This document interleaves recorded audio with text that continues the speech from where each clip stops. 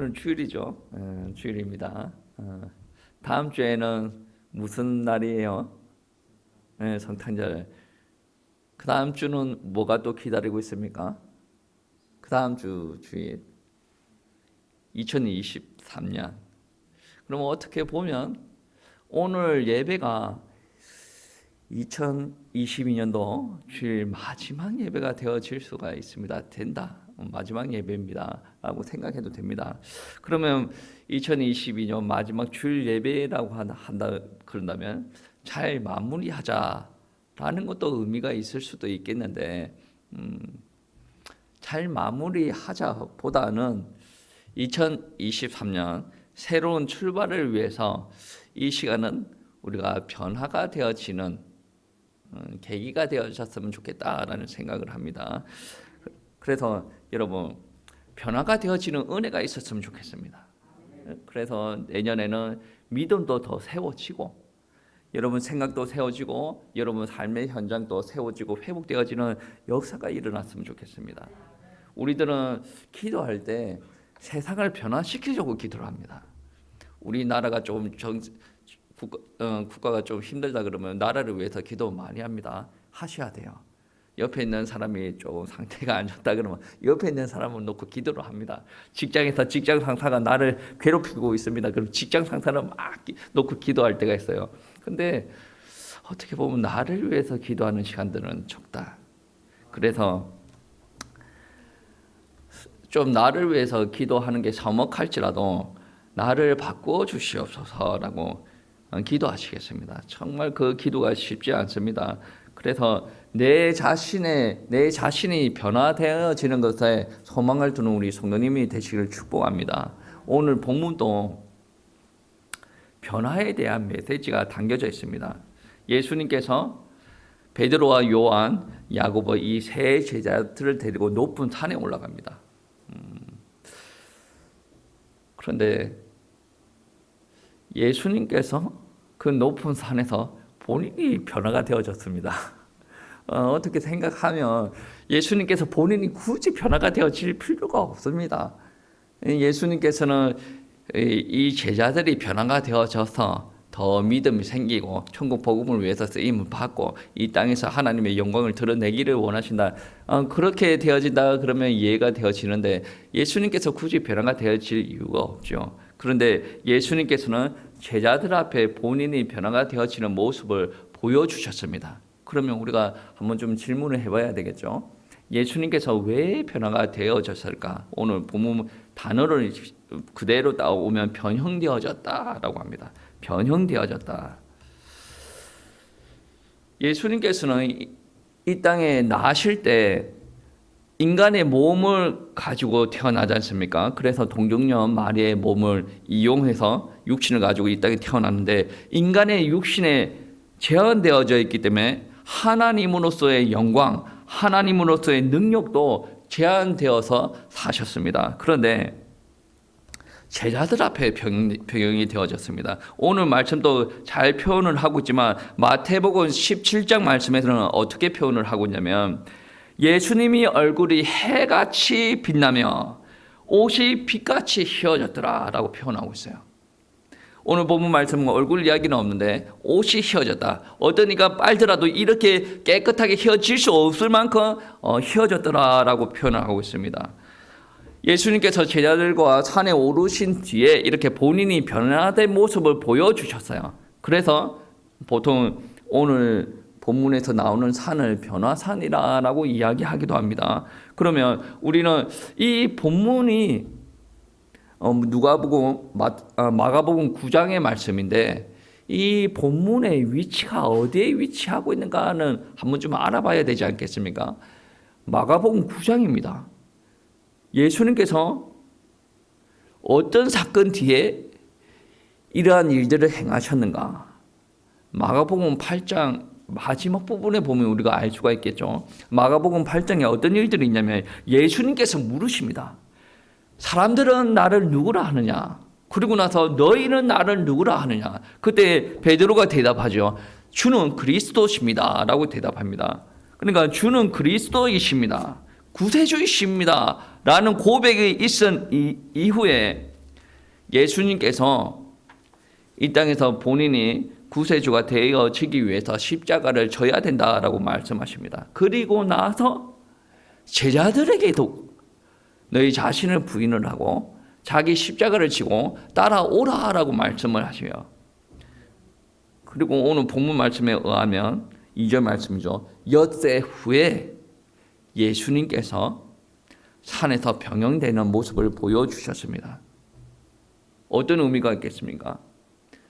결국은 예수님께서 이 땅에서 그리스도의 역할, 구세주의 역할을 감당을 하려면 본인이 십자가에서 죽어야 돼요.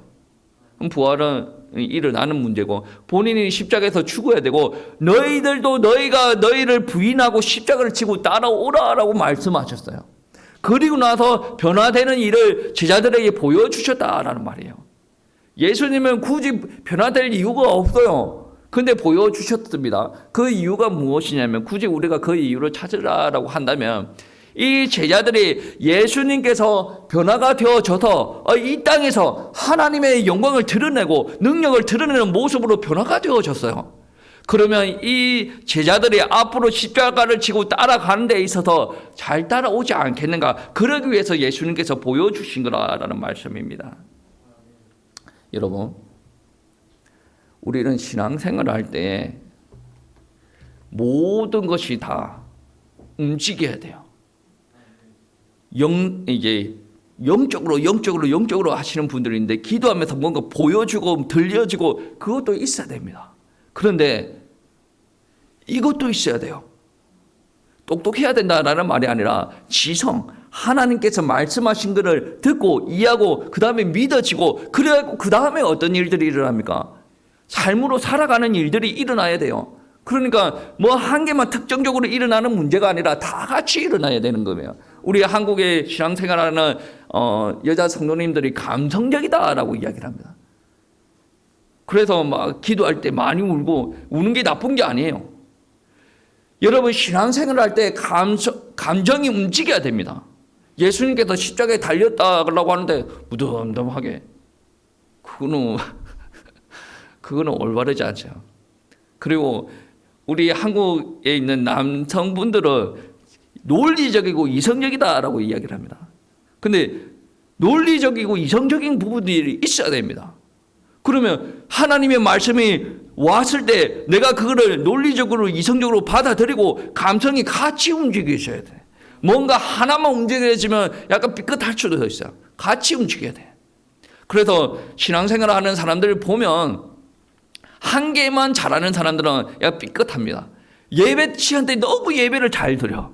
근데 삶의 현장에 가서는 불신자랑 똑같아. 삐끗하는 거죠.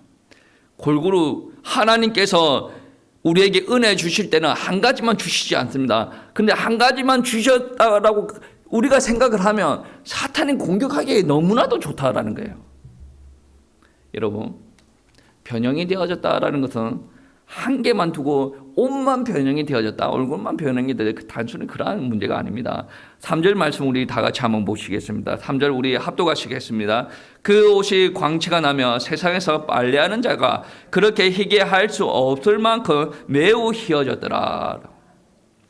오늘 말씀에 예수님께서 변형되셨는데 매우 희어졌다라고 이야기를 합니다. 희어졌다라는 것은 장차 우리가 도달해야 될 지점입니다. 이 지점을 미리 우리에게 계시적으로 미리 가르쳐주는 말씀의 대목이라고 표현이 되어집니다. 흰옷은 성경책에 너무나도 자주 등장합니다. 특히 계시록 7장 9절의 말씀에 보시면 각 나라와 족속과 백성과 방언에서 아무도 능히 셀 수 없는 무리가 나와 흰옷을 입고 라는 표현이 있습니다. 이 표현은 어떤 말이냐면 이 땅에서 신앙생활을 하던 교회 성도님들이 영적인 싸움을 하고 승리를 합니다. 그러니까 믿음을 저버리지 않고 믿음을 지키고 유지를 하였다. 그리고 나서 천국에 온 하나님의 백성들이 각 나라에서 온 백성들이 순결한 흰옷을 입고 하나님을 예배를 한다라는 말씀입니다. 여러분, 우리가 여기에서 지금 예배를 하고 있죠. 그러면 우리가 죽어서 천국 가면 천국은 좋은 곳이야. 틀어놓아서 맨날 놀고 그게 아니고 천국에서 예배를 안 해요. 우리는 천국 백성이에요. 그래서 천국에서 예배할 거를 이 시간에 여기서 예배를 하고 있다라는 거예요. 그러면 천국 백성인지라 그리고 명찰만 천국 백성이고 우리는 이 땅에서 살아가는 이 세상 사람이라는 개념이 아니에요. 우리가 배경이 천국 백성이에요. 우리의 소속이 천국 백성이에요. 우리가 가서 천국에서 하나님 앞에 예배 드릴 자들인데 이 땅에서 예배 드리고 또 이 땅에서도 천국에서 하나님의 영광을 체험하는 것처럼 그 영광이 나에게 체험되어질 수가 있다. 하나님께서 인도하는 대로 내가 살 수가 있다라는 말씀입니다. 바울은 고린도 후서 4장 4절 말씀에 믿는 자들에게는 그리스도의 영광의 복음의 광채가 우리들한테 비춰진다라고 이야기를 합니다. 우리는 믿는데 예배 드리고 그냥 똑같이 살아가는 것이 아니라 그 믿음이라는 것 그 자체 하나만을 주어지는 것도 하나님께서 역사하여서 내 가운데 믿음이 있는 거예요. 그리고 이 믿음이 있는 사람들은 그리스도의 광채가 우리에게 벌써 비춰졌다라는 거예요. 그 의미가 무슨 의미입니까? 우리가 이 땅에서 살아갈 때 아무리 천국 복음의 말씀 들어도 못 알아들었습니다. 흑암에 계속 눌렸다는 게 감정도 흑암에 눌렸어요. 지성도 흑암에 눌렸어요. 우리 삶도 흑암에 눌렸습니다. 덮여져 있다며. 흑암 가운데 사는 백성들을 보라. 우리가 예전에는 그렇게 살았다라는 사람입니다. 그런데 그리스도의 광채가 빛의 복음에 다 들어오고 우리 가운데 흑암이 다 거쳐지는 거예요. 여러분 그러면 여러분 지성도 그리스도의 광채가 들어가야 돼요. 여러분 삶에도 여러분 감정에도 그게 들어가야 돼요. 내가 예수를 믿었는데 아직도 내 성격이 지랄 맞다라고 이야기를 한다 그런다면 여러분 광채가 조금 시게 비춰져야 됩니다. 여러분은 좀 부인을 하세요. 여러분 예수를 믿으면 예수님 믿는 모습이 조금이라도 보여져야 되지 않겠습니까? 그래서 바울은 갈라디아서 3장 27절 말씀에 누구든지 그리스도와 합하기 위하여 신뢰를 받은 자는 그리스도로 옷을 입었느니라. 다시 제가 보면 누구든지 그리스도와 합하기 위하여 신뢰를 받은 자는 그리스도와 합하기 위해서 신뢰 받은 자는 그리스도로 옷을 입었다라고 표현을 합니다. 이 그리스도로 옷을 입었다라는 말은 로마서 3장 14절 말씀에도 나와 있는데 오직 주 예수 그리스도로 옷을 입고 정욕을 위하여 육신의 일을 도모하지 말라라는 말입니다. 그리스도의 옷을 입고 이 그리스도로 옷을 입는다라는 것은 그리스도와 합하여지고 육신의 일을 도모하지 않는다라는 말씀이 되는 거예요. 그러니까 예수 그리스도께서 흰 옷을 입고 영광의 모습을 보여주셨어요. 그런데 바울은 그리스도로 옷을 입으라라고 말씀하십니다.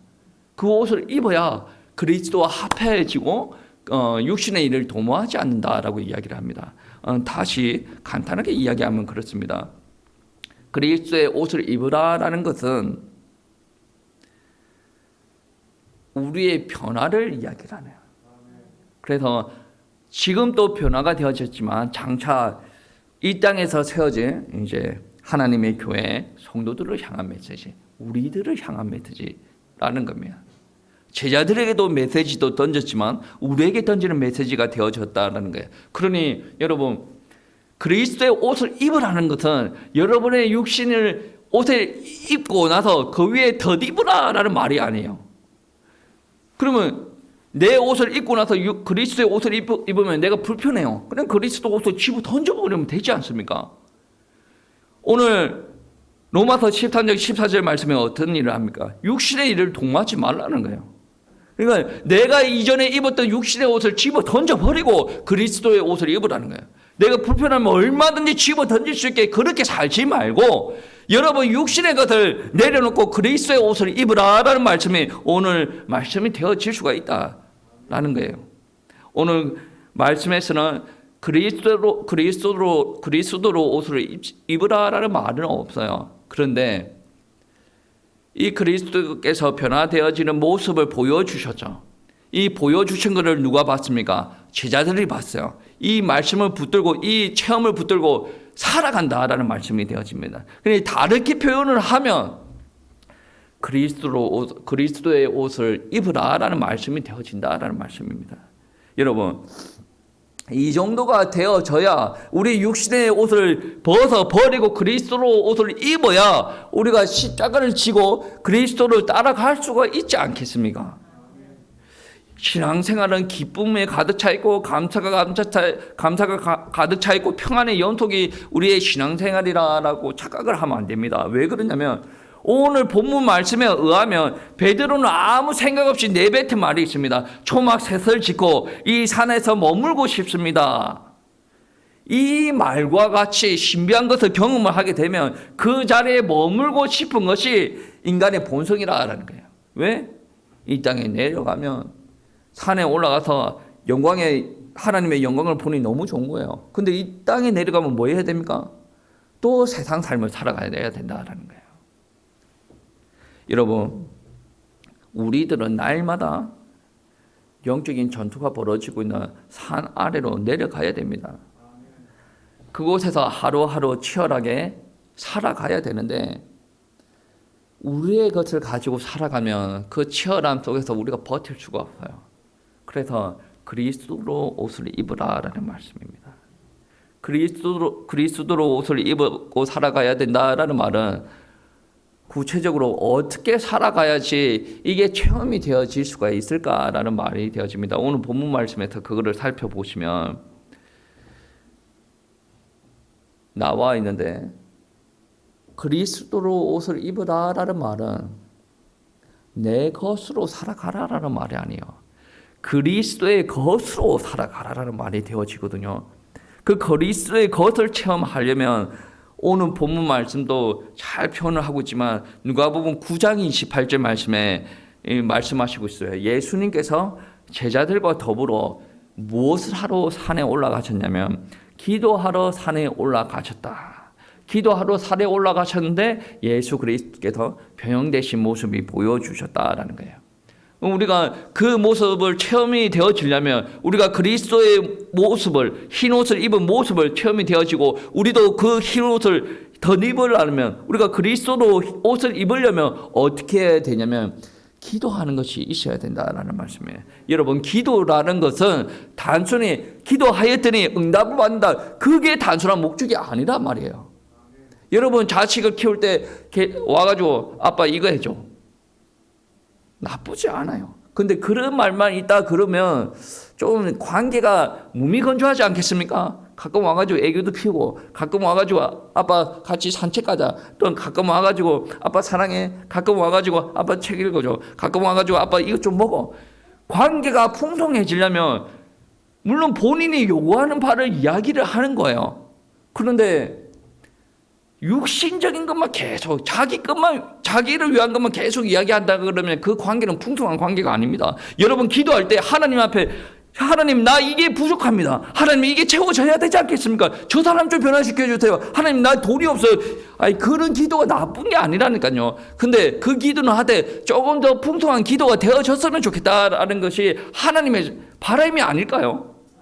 하나님의 말씀에서는 준다라는 약속이 분명히 표현이 되어져 있습니다. 그거를 붙들고 기도하면 응답이 되어지는 것은 당연합니다. 그게 다 나쁘다라는 부분들이 아니라 기도할 때 어떠한 능력들이 드러나는가, 어떠한 현상들이 일어나는가 여러분은 아셔야 되죠.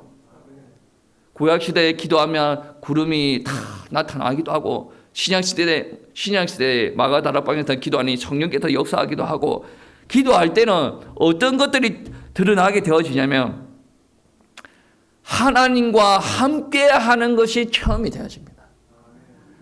약간 서먹한 단어일 수도 있는데 하나님께서 임재하신다.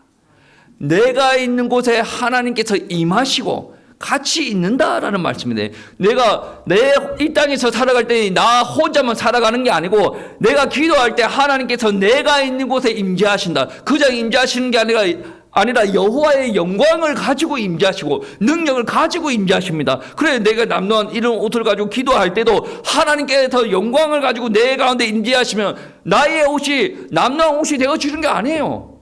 영광의 옷이 되어진다라는 거예요. 나는 내가 가지고 있는 거 가지고 살아가는 게 아니에요. 하나님께서 주시는 거, 공급하여 주시는 거 가지고 이 땅에서 살아간다라는 말씀이 되어진다는 거예요. 임재의 현상이 일어나면 어마어마한 능력들이 일어납니다. 성경 66권에 보면 모든 장에 그러한 일들이 다 일어나고 있어요. 모든 책에. 제가 창세기만 간단히 언급하면 창세기 39장 2절 말씀을 보시면 여호와께서 요셉과 함께 하심으로 그가 형통한 자가 되어 그의 주인 애굽 사람의 집에 있으니. 지금 요셉이 애굽에 있다 그래요. 요셉이 애굽에 왜 있게 되었습니까? 형들이 죽이려고 하다가 안 죽어. 그래서 죽이지 말고 그냥 노예로 팔자. 그래서 노예로 팔려가지고 어디에까지 끌려왔냐면 노예까지 끌려왔어요. 그거를 보고 하나님의 인도라고 이야기를 저는 합니다. 그런데 어떤 사람은 목사님 너무 하나님 하시면 안 되죠. 요셉의 입장을 한번 좀 고려를 해줘야죠. 요셉이 형들한테 죽을 고비를 이제 넘기고 이제 노예까지 끌려왔는데 아버지와 뭐 친인 동생이 다 단절되고 이렇게 살아가는데 얼마나 외롭겠어요. 목사님은 너무 감정이 없어. 여러분이 거기에 대한 형들에게 버림받은 감정이 충만하겠습니까? 요셉이 거기에 대한 감정이 충만하겠습니까? 요셉이 감정이 충만하죠. 요셉이 이빨을 드륵드륵 갈면서 내가 너희들 만나봐봐라. 너희 다 죽여버릴 거야. 그렇게 이야기하고 다녔다라고 하더라도 요셉 보고 욕할 사람 아무도 없어요. 요셉을 죽이려고 했잖아요. 노예 보고 팔려고 했잖아요. 그때 성경 어느 구절에서도 요셉이 그러한 구절이 없어요. 요셉의 형들을 오히려 살리려고 했지요. 여러분이 이 땅에서 살아갈 때 누가 저래서 그랬어 라는 말을 품고 살아간다라고 한다면 여러분 그 이상의 발전은 없을 겁니다. 여러분을 위해서 그러한 생각을 가지지 마시기 바랍니다. 요셉은 오늘 말씀에 그네 39절 2절 말씀에 의하면 하나님께서 함께 하심으로 형통한 자가 되었다. 노예 생활을 하더라도 더 이상 문제될 게 없다. 노예 생활을 할 때도 가정 총무로 쓰임을 받았고 어떻게 잘못돼가지고 감옥에 갔어요. 감옥에 가더라도 더 이상 문제되어질 게 없다. 왜? 감옥에 간 이후로 감옥을 디딤돌 삼아서 하나님께서 총리로 이렇게 세우지 않습니까? 그게 하나님의 방법입니다. 그러니까 하나님께서 나와 함께 하시면 내가 다른 사람들의 삶의 현장에서 노예 생활을 하든 감옥에 가 있든 더 이상 문제가 되어지지 않다는 거예요. 나를 세우십니다.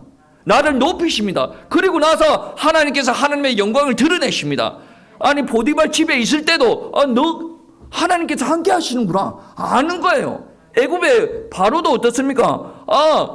너의 하나님께서 너를 이렇게 하셨구나 아는 거예요. 하나님께서는 하나님의 백성들을 통하여서 하나님의 영광을 드러나게 하시는 게 하나님의 목적입니다. 그래서 내가 하나님의 방향과 딱 맞춰버리면 어떤 기적이 일어나는 줄 아십니까? 다른 사람들이 아무리 돈 기도하더라도 나는 돈 놓고 기도할 필요가 없네. 요셉이 그랬다는 거예요. 내 직장을 위해서 직장 할 필요가 없네. 요셉이 그랬다는 거예요. 성경책은 동화책이 아닙니다. 성경책은 하나님의 약속이고 내가 그렇게 역사하겠다라는 말씀이에요. 성경책은 하나님의 역사를 드러내는 책이란 말이에요. 여러분 삶의 현장에서도 이러한 역사가 일어날 줄 믿습니다. 믿음을 잡으시기 바랍니다. 믿음을 잡고 기도를 해야 그 믿음이 여러분의 삶의 현장에서 실제적으로 드러날 수가 있다라는 거예요. 되어져도 되고 안 되어지도 말고 그렇게 기도하지 마시고 정말 내 가운데 소망하는 거 있다 그러면 하나님 앞에 기도하시기 바랍니다. 기도하시면서 하나님의 임재를 체험하고 하나님의 영광과 하나님의 능력을 체험하시기를 바랍니다. 그래서 하나님께서 입혀주시는 그리스도의 옷을 그리스도로 옷을 입은 성도님들 되시길 축복합니다. 이 땅에서 어떻게 여러분의 힘으로 살아갈 수가 있습니까? 어떻게 말하면 자살하는 게 더 현명할 수가 있어요. 그런데 우리는 하나님 믿는 사람들 아닙니까? 하나님께서 그걸 원하지 않으세요. 베드로도 산에 살고 싶었는데 여러분도 아마 이 땅에서 살아가는 것이 고단할 수도 있습니다. 여러분 심령으로 가지고 절대로 안 되어집니다. 하나님 앞에 기도하세요. 하나님께서 임재하시고 하나님께서 여러분 가운데 거하시게 기도하시려 합니다. 기도 안 하시더라도 여러분 안에 이미 내주하고 계십니다. 그런데 그렇게 기도하셔야 여러분이 이 땅에서 살아가기에 형통하게 살아갈 수가 있다는 거예요. 그리고 그리스도로 옷을 입고 하나님의 영광을 체험하려면 기도를 하셔야 됩니다. 그리고 기도뿐만이 아니라 그리스도의 음성을 들어야 된다라는 말이에요. 그리스도의 음성을 어떻게 듣습니까? 누가복음 9장 32절 말씀해 보시면 제자들이 기도하다가 잤어요. 졸다가 뭔가를 좀 이상한 것을 감지하고 나서 눈을 뜨니까 예수님과 함께 모세와 엘리야가 있는 거죠. 오늘 9절 4절 말씀, 오늘 말씀 9장 4절 말씀입니다. 엘리야와 모세와 함께 그들에게 나타나 예수와 더불어 말하거니라고 말씀하시죠. 졸다가 깨가지고 눈곱 떼고 이제 비문간에 이렇게 있다 보니까 이상한 현상이 일어나는 거예요. 예수님 주변에 엘리야도 있고 모세도 있고 서로 이야기를 주고받는 부분들이 있습니다. 얼마나 놀랐겠습니까? 모세와 엘리야는 유대인들이라면 다 아는 구약의 믿음의 영웅들 아닙니까? 그런데 왜라는 질문을 한번 던져봐요. 왜 하필 그렇게 믿음의 영웅들이 많은데 이 세 명인가? 모세도 믿음의 영웅이죠. 엘리야도 믿음의 영웅이죠. 근데 왜 하필 이 세 명이냐는 거예요. 상징하는 의미가 있지 않겠습니까?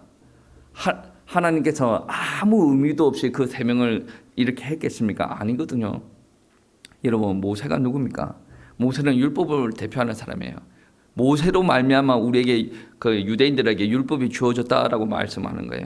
엘리야는 누굽니까? 선지자 중에 대표하는 사람 아니겠습니까? 바울은 율법을 이렇게 표현합니다. 갈라디아서 3장 24절 말씀에 우리를 그리스도께로 인도하는 초등 교사가 되어 우리로 하여금 믿음으로 말미암아 어렵다함을 얻게 하려 합니다. 초등 교사다.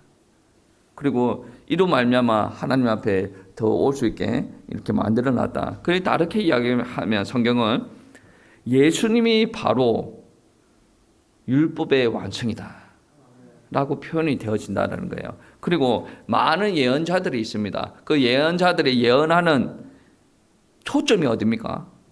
장차 오실 메시아, 오실 예수 그리스도를 이야기하였다는 거예요. 다시 간단하게 이야기를 하면 모세도 마지막은 누구를 이야기합니까? 예수를 이야기해요. 많은 선지자들이 마지막에 누구를 이야기합니까? 오실 예수는 예수 그리스도를 이야기한다라는 거예요. 베드로는 자다가 깨어가지고 예수님 혼자 있을 때 그러한 소리를 안 하더니 모세와 엘리야가 같이 이렇게 있으니까 이제 아우라가 더 나는 거예요. 뭐 옷도 변하고 얼굴도 변하고 아우라가 더 이게 비치니까 얘가 이제 창결에 이제 엉뚱한 말을 내뱉는 거예요. 내가 초막 세상을 짓겠습니다. 그런데 잠시 후에 어떤 일들이 일어나죠. 하나하나 사라지는 거예요. 모세도 사라지고 엘리야도 사라지고 예수님만 남는 거예요. 이게 정상 아닙니까? 여러분, 모세가 나가지고 모세가 이야기했던 것은 무엇입니까? 예수께서 오신다라는 것을 이야기했다면 결국에 예수님께서 오셨어요. 그럼 모세는 나와야지요.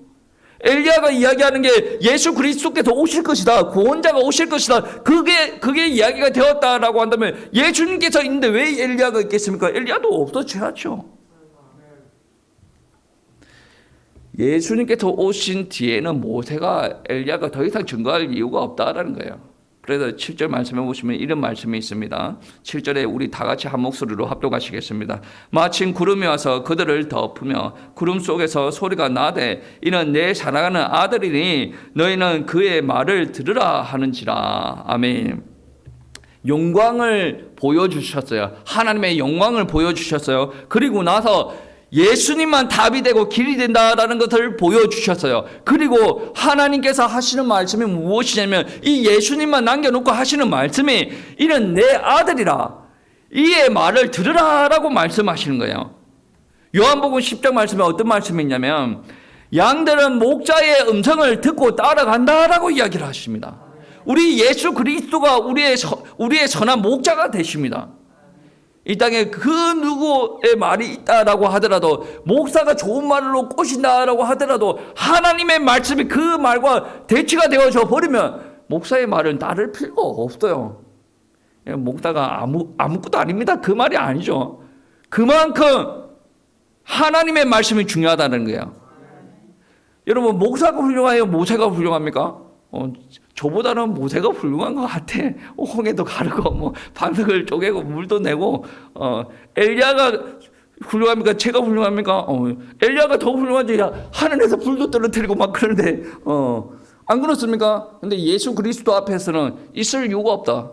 목사가 존재하는 이유가 뭡니까? 하나님의 말씀 전환하고 있는 거예요. 예수 그리스도를 전환하고 있는 게 목사입니다. 만약에 그걸 안 한다 그러면 목사 있을 이유가 없습니다.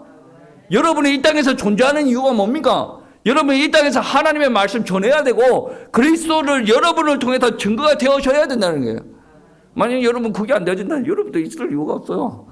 예, 적당하게 술 먹고 즐기고 막 노름하고 막 이 여자 저 여자 다 만나고 다니고 막 근데 정말로 하나님께서 임하시면 그런 부분에서 조금 돌이키게 되죠. 한 번 사람이 갑자기 변화되어지면 주변 사람이 놀라요. 너무 갑자기 변화되어지지 마세요. 적당하게. 그래서 신년 올해부터 이렇게 하십시다. 1월 달부터 변화되면 조금 힘드니까 12월 말부터 조금씩 변화가 되어지자. 하나님의 은혜로 말미암아 그런 이야기를 하는 겁니다. 여러분은 잠시 사라질 어떤 목사의 모습, 잠시 사라질 모세와 엘리야의 것을 가지고 살아가는 것이 아니라 그리스도의 것을 살아가는 우리 성도님들 되시길 축복합니다. 그래야 그리스도를 쫓아갈 수가 있습니다. 여러분, 그리스도로 옷을 입어야 이곳에서 주님의 사명 감당할 수가 있습니다. 왜 그런 줄 아십니까? 여러분 이 땅에서 밥 먹고 살아가는 거 힘들지 않습니까? 밥 먹고 살아가기 힘든데 무슨 또 예배를 드리고 무슨 또 하나님의 영광을 위해서 살고 무슨 교회를 세우고 무슨 전도와 선교를 위해서 살아갑니까? 다른 사람들은 밥 먹고 살기도 힘든데 여러분은 그러면 죽어요. 그렇게 살면 안 돼요. 살지 마세요. 그러나 하나님께서 부르실 때는 여러분 것 가지고 하라고 하는 게 아니에요. 그리스도의 것을 가지고 살아가라고 하는 겁니다. 그래서 우리가 우리의 삶의 중심이 되어줘야 되는 것은 무엇이냐면 그리스도의 말씀이 되어줘야 돼요. 그분이 시키는 대로, 그분이 원하는 대로 나는 살아가요. 그러면 당연히 교회를 위한 삶도 살아가고 전도를 위한, 선교를 위한 삶도 살아가고 내 경제도 하나님을 위한 경제가 되어지고 그렇게 살아가는데 결국은 어떻게 되면 내 삶이 되어지는 삶이 되어지는 거예요. 예전에는 밥 먹고 살아가는 게 그렇게 힘들어요. 여러분 통장에 플러스 돈이 많아요? 마이너스 돈이 많아요? 할렐루야 아멘. 여러분 힘으로 안 되는 거야. 이제 빨리 멀리로 굴리세요. 마이너스가 그렇게 많으면 여러분 그 빚만 갚다가 돌아가실 거예요. 빚만 갚다가 돌아가시지 마시고 여러분 빨리 고백을 하세요. 하나님 앞에 내 능력으로 안 되겠습니다. 하나님 나는 아멘이 그렇게 은혜스럽게 들릴 수가 없어요. 내 능력으로 안 되겠습니다. 나는 이제 하나님의 백성이고 그리스도의 옷을 입고 하나님께서 원하시는 대로 살아가겠습니다. 살아가 보세요. 그러면 그 나머지를 다 하나님께 다 하실지 안 하실지 한번 해보세요. 알겠습니까? 예, 그렇게 사셔야 돼요. 그래서 하나님께서 변형된 모습을, 예수님의 모습을 보여주시는 거예요. 우리가 하나님의 말씀을 잃으면 안 돼요. 그래서 우리가 아침마다 성경을 읽죠. 그리고 기도를 합니다. 그 성경 어마어마하게 큰 메시지가 여러분에게 던져질 거예요. 오늘 변호산 사건처럼 보여지고 들리고 막 산에서 구름이 걸치고 막 들려. 막 변형된 모습 보여. 그것도 귀합니다. 귀한데 굳이 그것만 사모할 부분들이 아니라는 거예요. 벌써 하나님께서 이미 우리에게 사람들을 통해서 성령으로 감동되어서 성경을 기록한 것을 우리에게 이미 주셨어요. 얼마나 귀한 하나님의 말씀입니까? 우리가 새벽마다 읽는 성경을 딱 정해놨잖아요. 그러면 못 오는 사람은 그 성경을 읽으세요. 똥누다가 읽든지 일부 하다가 읽든지 뭐 어디 잠깐 쉬다가 읽으세요. 그 말씀은 얼마나 귀합니까? 그래야 여러분에게 하나님의 영광이 임재하고 체험되어지고 그리스도로 옷을 입고 여러분의 힘으로 살아가는 것이 아니라 하나님께서 인도하시고 하나님께서 부어주시는 것으로 살아갈 수가 있다는 거예요. 그 안에서 내가 어떻게 살아갈지의 결정이, 그러니까 성령 인도 받을지 결정을 한다라는 말씀입니다. 하나님의 말씀을 들으시고 인도 받으시기를 축복합니다. 나는 모르겠는데 어떻게 살아갈지 모르겠는데 그래서 이제 장로님들이랑 목사님들 사모님이랑 그 저보러 가는 분들이 있더라고. 제가 보니까 이제 개척을 어디에 해야 될지 모르겠어요. 서울에 해야 됩니까? 부산에 해야 됩니까? 그거를 왜 점집에 가서 물어보는데? 나 참 신기한 목사들. 그런 목사들이 복귀하는 데를 절대로 가면 안 돼. 뭐 아니 자기가 하나님의 종 아니에요. 하나님의 종이면 하나님 앞에 물어봐야지. 귀신종 마귀종한테 가가지고 자기 프라이드가 없는 거지. 자존감이 없는 거지. 자신이 없는 거죠. 어딜 가든 내가 뭐 영적으로 무뎌가지고 잘못 갔어요. 하나님 인도 안 하시겠어요? 바울도 그랬죠. 여기가 내 선교지라 생각하고 선교를 열심히 했는데 하나님께 마케도니아 가라고 그랬죠. 마케도니아 갔어요. 또 다른 지역에 고린도 지역에 간 적이 있어요. 여기 너무 문이 안 열려. 여기 아닌가 봐. 가려고 하는데 하나님께서 뭐라고 했습니까? 이 성에 내 백성이 많습니다. 그러니까 담대하게 말씀 전하라고. 아니 몰라요. 바울도 그렇게 인도받을 때 바울도 몰라요. 우리가 완벽하게 백전자를 쫙 인도받을 수가 있습니까? 몰라요. 여러분은 바울보다 더 하기 힘듭니다. 바울보다 기도 안 하고 말씀이 없죠. 그 인도받으려고 발버둥 하시죠. 모르는 게 당연합니다. 나는 몰라요. 목사님 그렇게 이야기해도 난 몰라요. 모르겠으면 설교 시간에 하는 말 그대로 따라하세요. 따라하세요. 뭐라고 이야기해서 기도하세요. 말씀 못해요. 따라하세요. 그리스도로 옷 입으라고 했죠. 이거를 기도를 하세요. 여러분이 해왔던 대로 가는 게 그게 믿음 생활이 다라고 생각하지 마세요. 지금까지 왔던 거 하나님의 은혜입니다. 근데 앞으로는 살아가서 변화되어서 살아갈 것은 하나님께서 여러분에게 크나큰 계획을 가지고 있다라는 거예요. 제가 이 시간에 나의 소견은 이야기하고 내가 어디에서 배우고 주워 들었던 것을 이야기한다고 그런다면 여러분 듣지 마세요. 그런데 오늘 본문 말씀에서 증거하는 말씀이다라고 한다면 여러분은 듣고 따라가야 된다라는 말씀이에요. 이게 잘 안 되어진다 그러면 기도라도 하셔야 된다라는 말씀이에요.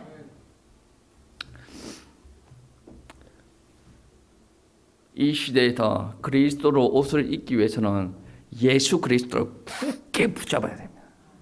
적당히 설렁설렁 닿지만 굳게 붙잡으시기 바랍니다.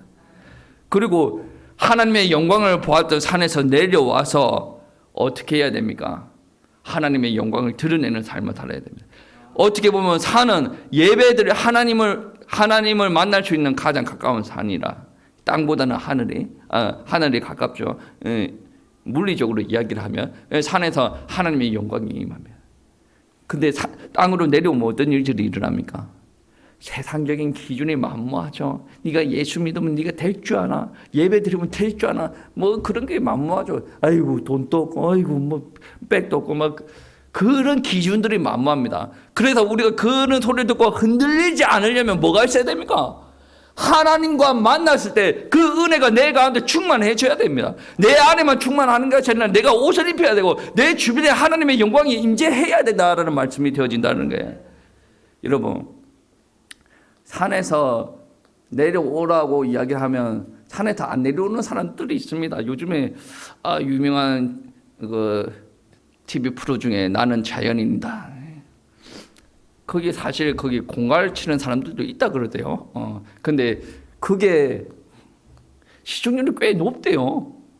나는 자연인이다. 산에서 뭐 짐승처럼 사는 사람 있잖아요. 빨가벗고 뭐 샤워하고 막 이렇게 막 산에서 뭐 나물 캐서 먹고 고기 키워서 이게 먹는 그런 사람들이 있어요.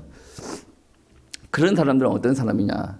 이 땅에서 상처받고 이 땅에서 더 이상 소망이 없다. 나는 이 세상을 등지고 산에서 살란다. 근데 이제 스님처럼 되기가 싫으니까 자기는 자유롭게 그렇게 산다라는 말이겠죠. 근데 그리스도인들은 그렇게 살면 안 돼요.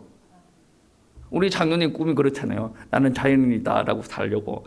근데 내가 아무리 봐도 우리 장로님은 자연인처럼 못 살아. 너무 손이 많이 가는 사람이에요. 그쵸? 그쵸? 우리 장로님 아내 되는 분, 그쵸? 너무 손이 많이 가요. 그러면 자연인이라 뭔데? 이게 은혜죠. 그리스도인들은 자연인으로 살면 안 됩니다. 왜냐? 하나님께서는 그리스도인을 부르실 때, 야, 너 산에서 네가 하고 싶은 대로 살아, 그렇게 부르신 게 아닙니다. 네가 예수님을 만나고 이 땅에 내려가라. 그리고 너는 이 땅을, 세상을 등지고 사는 게 아니라 세상을 감당을 해야 된다. 이 세상에서 너희는 살아남아야 되고, 이 세상에서 살아남는 것에 멈추지 않고 더 나아가서 이 세상을 변화시켜야 되는 사람이다. 그러니까 왜 세상을 등져야 되니? 세상에서 살아남아야죠. 내 힘으로 살아남는 것이 아니라 하나님께서 은혜 주시는 것 가지고 살아남아야 돼요. 우리는 산에서의 체험이 있어야 돼요. 그 체험이 없다 그러면 신앙생활에 몸이 검조해집니다. 우리 교회는 무릎 연골이 없는 분들이 돌아다니죠. 무릎 연골이 없는 분이 돌아다닙니다. 다닐 때마다 나는 무릎 연골 없어, 무릎 연골 없어, 무릎 연골 없어. 그게 뭐 어쨌다고? 무릎 연골 없는 게 끝나는 게 아니라 무릎 연골이 없는데 하나님께서 나에게 역사해 주셔가지고 지금 무릎 연골이 없는데도 일 잘하고 다닌다, 그 말 아니에요. 나는 하나님의 능력이 내 가운데 있다라는 말씀을 지금 증거하는 거 아니에요. 뭐 시기가 질투가 많아가지고 그거를 있는 그대로 못 받아들이고 꽁 해가지고. 여러분, 체험이 있어야 됩니다. 여러분, 이거를 계속 따라다니는, 능력만 따라다니는 신비주의는 위험합니다. 그런데 복음 자체가 신비입니다. 오늘 말씀 자체가 신비라면, 기독교 안에는 신비적인 게 있단 말이에요. 신비예요. 여러분, 하나님을 믿고 따라가는 게 신비 아니겠습니까? 주변에 훌륭한 사람들이 예수 안 믿잖아요. 근데 나같이 미련한 사람들, 나같이 배운 게 없는 거, 가지고 있는 거 없는 사람들이 예수를, 이거 자체가 신비라는 거예요. 아니, 예수님께서 십자가에서 죽으시고 부활하신 것도 신비고, 내가 정말로 예수를 믿고 따라가는 것도 신비고, 내 삶을 다 내려놓고 예수만 위해서 사는 것도 신비라니까요. 여러분, 일생이 신비입니다. 여러분, 이런 체험이 여러분 가운데 있기를 축복합니다. 주님께서 원하시는 삶을 살아가기 위해서는 내가 예수 그리스도와 함께한 체험들이 있어야 됩니다. 그래서 그 체험 가지고 여러분 삶의 현장에, 직장이나 가정의 현장에서 이제 그리스도께서 주신 것 가지고 정직한 삶을 살아가시고 또 복음의 영광을 드러내는 삶을 살아야 돼요. 산에만 올라가면 됩니까? 아니죠. 비유를 하면 산에 올라간다라는 말은 예배를 드리러 올라갔다, 기도하러 갔다, 또 배경된 모습으로 이제 주님의 음성을 들었다라는 말도 되어지는 거예요. 그럼 산으로 갔다라는 말은 우리가 지금 이 시간에 예배 드리고 있는 것도 산으로 갔다라고 표현이 되어지기도 합니다. 그러면 여러분, 산에 갔을 때 단순히 예배 드리고 교회 찍고 돌아섰다 이렇게 되어지면 안 되는 거예요. 제자들은 잤어요. 근데 자꾸 내려온다, 거기에서 머물면 되어지지 않는다라는 말씀이에요. 산에 올라가서 예배 드릴 때 어떤 일들이 일어나냐면 예배 시간에 하늘의 문이 열려야 됩니다. 여러분이 믿다 안 믿다 예배 시간에 하늘의 문이 열립니다. 하나님께서 임재하십니다. 하나님께서 능력을 드러내신다라는 말씀이 되어집니다. 이 예배의 장소가 우리 새 제자들이 예수님을 보았던 그 변화산이 되어져야 된다라는 말씀입니다. 그리스도로 옷 입는 시간들이 되어져야 되고 주님의 음성을 듣는 시간들이 되어져야 된다라는 말씀입니다. 하나님께서는 여러분을 고생하고 저주하고 찌질하게 살기 위해서 여러분 부르실 게 아니에요.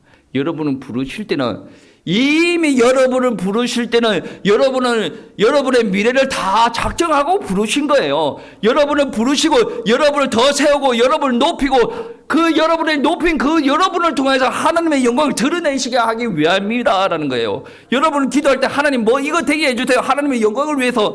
여러분이 그런 기도할 이유가 없다라는 거예요. 여러분은 하나님의 중심을 위해서, 하나님의 영광을 위해서 사세요거나 하나님의 말씀 따라 사세요. 예배 중심 따라 사세요. 하나님께서 살라고 명령하신 대로 사세요. 그러면 하나님께서는 하나님이 자신의 영광 받기 위해서 여러분을 알아서 높인다라는 말이에요. 왜 여러분 육신의 동기를 이용해가지고 하나님 이거 잘 되게 해주세요, 하나님의 영광을 드러내게, 여러분 그런 기도를 하지 마세요. 하나님은 알아서 영광 받으십니다. 여러분을 통해서 영광 받으시려면 여러분을 들어 세운다라는 거예요. 그런데 아무나 들어 세웁니까? 말씀에 순종을 하고 기도하는 사람들을 들어 세운다는. 저는 우리 성도님들이 하나님 앞에 들어 세워지는 귀한 성도님들 되시기를 축복합니다. 여러분, 이 땅에서 예수님의 소원이 그래요. 신령과 좌절의 한복판에서 너의 힘을 믿고 힘들게 고단하게 살아가지 말고 나의 능력을 믿고 나아가라. 너는 이 땅에 우상 숭배하는 자들과 달리 너는 나의 자녀다. 나의 백성이다. 그러면 너는 하나님의 백성답게 예수 그리스도의 제자답게 사망의 음침한 골짜기로 다닐지라도 나의 배경을 믿고 너는 담대하게 나아가라. 그 영광을 네가 보지 않았냐? 하나님의 능력을 붙들고 네가 나아가라. 나의 소원이다. 하나님의 소원이에요. 제가 이 시간에 고래고래 고함 질러서 죄송한데 하나님의 소원이 그렇다라는 거예요. 여러분, 하나님의 소원이 내 살아가는 누구누구야.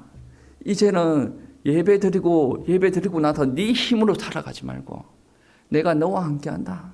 기도하고 말씀 붙들고 나아가자. 나는 너와 함께 하고 싶은데 왜 너는 교회 안에서만 나를 찾고 교회 밖에 나가면 왜 나를 찾지 않니? 여러분, 교회 밖에 나가서도 하나님을 찾아야 돼요. 예, 그리고 이번 한 주 동안 하나님의 소원을 붙들고 담대하게 하나님께서 하실 일을 기대하며 승리하시기를 축복합니다.